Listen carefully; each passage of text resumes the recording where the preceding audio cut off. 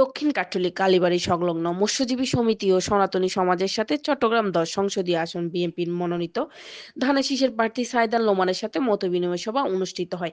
রোববার সন্ধ্যায় আয়োজিত এই সভায় প্রধান অতিথির বক্তব্যে সাইদান লোমান বলেন, দেশের গণতন্ত্র পূর্ণ রূপধার ও জনগণের ভোট অধিকার প্রতিষ্ঠায় সবাইকে একবদ্ধ হয়ে কাজ করতে হবে। আজকে উপস্থিত আমার চট্টগ্রাম ১০ আসনে ১১ নং দক্ষিণ কাট্টলী ওয়ার্ডের অন্তর্গত এই ঐতিহ্যবাহী কালীমাতা ঠাকুরানী মন্দিরের প্রাঙ্গণে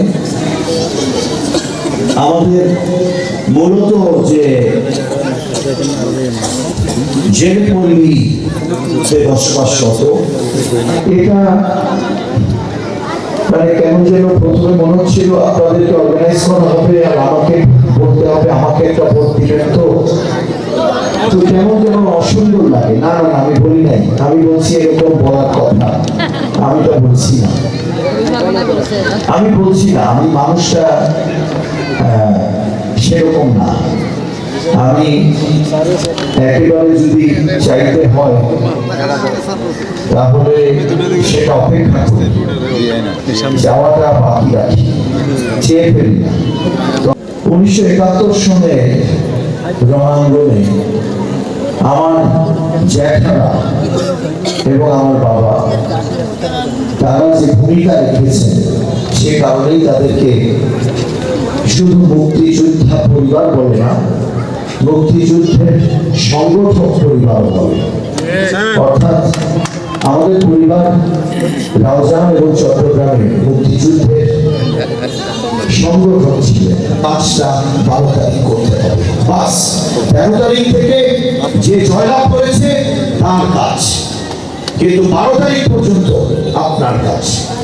অতএব আগামী ৭-৮ দিন শুধু নিজের জন্য ঘরে রান্না করে ১২ তারিখের জন্য অপেক্ষা করবেন না।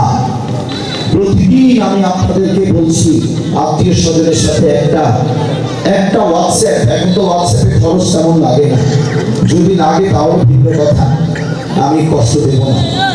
অথবা যদি একটু পাশে আশেপাশে বাড়িতে মানুষকে পাওয়া যায় তাদেরকে বলবেন তুমি অবশ্যই ভোট দিবা, অবশ্যই তুমি ভোট দিবা, এই কথাটা বলবেন তো? আমি দেখতে পাচ্ছি আওয়াজ কিন্তু কম, আমার মানুষগুলো সেখানে শুধু সনাতনী বলবো না, শুধু মুসলিম বলবো না, সবাই আপনারা আমার মানুষ। আপনাদের জীবনের ভাগ্যোন্নয়নের, জীবনের কোনো মানোন্নয়নের জায়গায় আমি কিছু অবদান রাখতে পারি কিনা সেটার জন্য আমি সর্বোচ্চ এবং সর্বস্ব দিয়ে চেষ্টা করব। তিনি বলেন, সকল ধর্ম বর্ণ নিমিষে জনগণের অধিকার ও নিরাপত্তা নিশ্চিত করাই বিএনপির রাজনীতির মূল লক্ষ্য। সবাই সনাতনী সমাজের পক্ষে মন্দির কমিটির সভাপতি, মৎস্যজীবীদের প্রধান, স্থানীয় নারী নেত্রী, তাঁতি দল, যুবদল, স্বেচ্ছাসেবক দলের নেতৃবৃন্দরা বক্তব্য প্রদান করেন। মতবিনিময় সভায় মৎস্যজীবী সমিতির নেতৃবৃন্দ ও সনাতনী সমাজের প্রতিনিধিরা তাদের বিভিন্ন সমস্যা, প্রত্যাশা ও প্রস্তাব তুলে ধরেন। এ সময় তারা ধানের শীষের প্রার্থী সাইদান লোমানকে সার্বিক সহযোগিতার আশ্বাস দেন। তিনি আরো বলেন, মৎস্যজীবী সমাজ ও সনাতনী সম্প্রদায়ের ন্যায্য দাবি দাওয়া বাস্তবায়নে তিনি নির্বাচিত হলে অগ্রাধিকার ভিত্তিতে কাজ করবেন। এলাকায় উন্নয়ন, কর্মসংস্থানের সৃষ্টি ও ধর্মীয় সম্প্রীতি বজায় রাখা এবং নাগরিক সেবা সহজলভ্য করাই হবে তার মূল অঙ্গীকার। সবাই অন্যান্যদের মধ্যে বিএনপি অঙ্গ সংগঠনের স্থানীয় নেতাকর্মীরা, বিভিন্ন শ্রেণীর পেশার মানুষ উপস্থিত ছিলেন।